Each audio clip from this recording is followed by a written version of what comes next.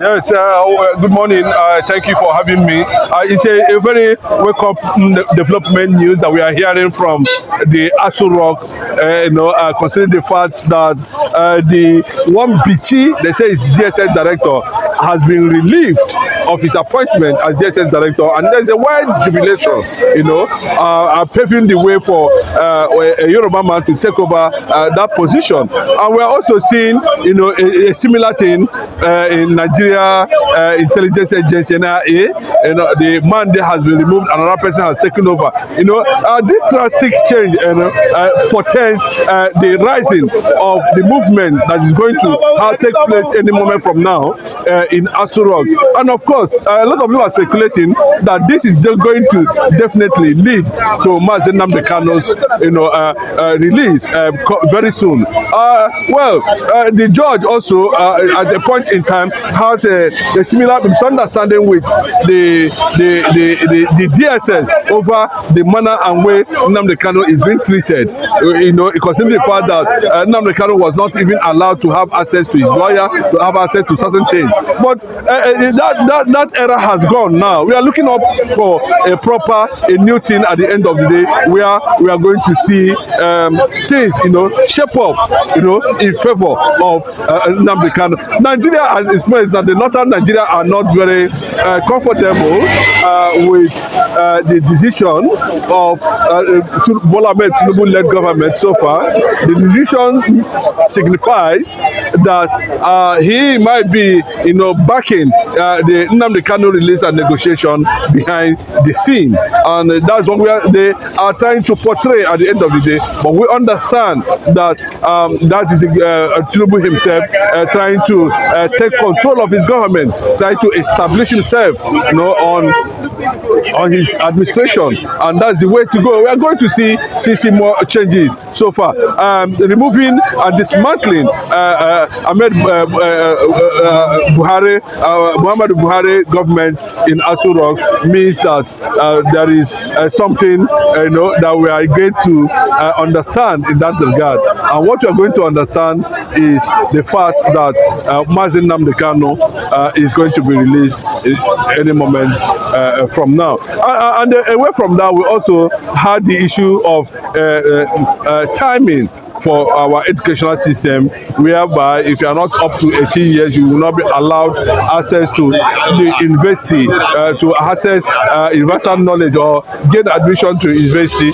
And a lot of people are complaining that they not actually want to use it against the South. But I actually doubt, that possibility, because the northern part of the country are the people that should be seen to be celebrating this policy if it is well implemented by the government, because it is going to add a lot of values to our educational system, and also create a proper training and upbringing before a child can be able to access university level, because once it becomes mandatory that once you access the age of 18, before you can gain admission, for me, I think it's a good development, and if government can sustain it, for me, I think it's okay. It is going to the South is already be a bit sophisticated more than the North. The North, even if we make it less than that, the North might not want to embrace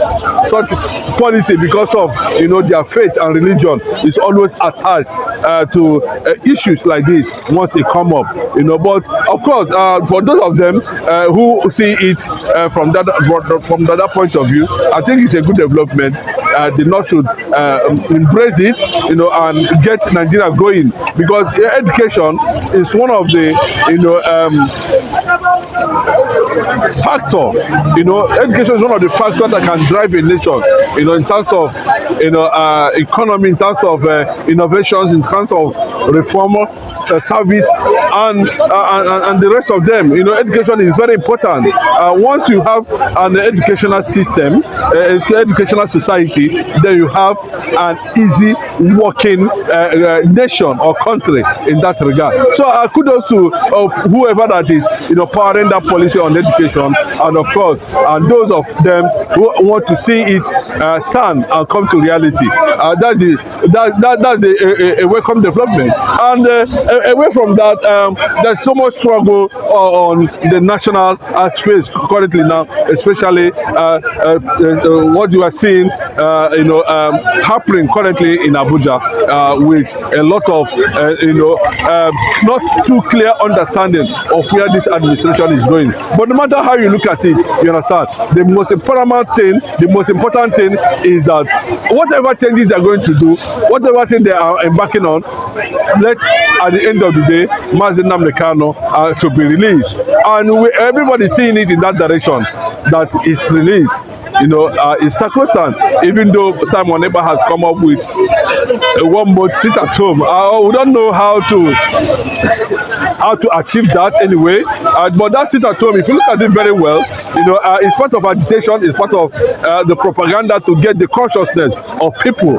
to the issue of biafra agitation. Whatever it takes to go want to achieve with that 1 month, sit at home or whatever, if the people can actually buy into it, I think it's still going further to get world attention. But let us see how it's going to play out at the end of the day.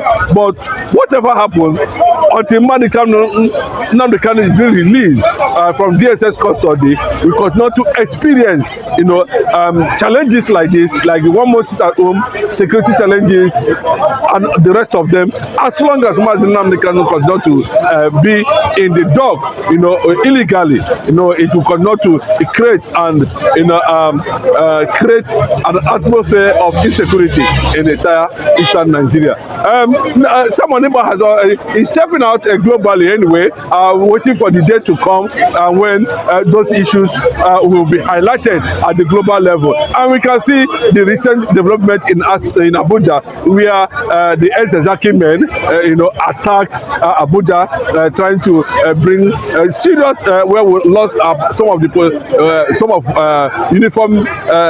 some policemen in that attack. A lot of people died in that attack. I think it's high time the Tinubu-led administration will be able to put some certain things in order, especially looking at the issue of trying to get him to understand the need for Nigeria to have a new constitution, or there will be use of maybe possible force, to balkanize Nigeria, to separate Nigeria, or Nigeria will go there. Everybody will go their separate ways, because we cannot continue to practice and engage ourselves in this type of constitution that has not been able to benefit anybody, including the North, the Yoruba, the Hausa, the Igbo. Nobody is benefiting apart from those who are playing at that level. For me, it's a good one if Bola Ahmed Tinubu's administration were able to look toward that direction of giving Nigerian people-oriented constitution at the end of the day.